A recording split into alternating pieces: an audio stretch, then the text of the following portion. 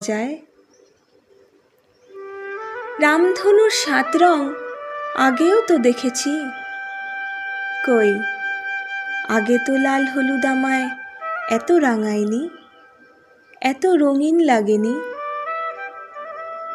তুমি দেখেছো আমায় আমার থেকেও বেশি করে, নতুন করে চিনেছি আমি নিজেকে তোমারই হাত ধরে। আমার শিশুসুলভ একটা মন আছে, পাগলামির এই যে এত বাহার তোমার কাছেই ধরা পড়েছে বারবার।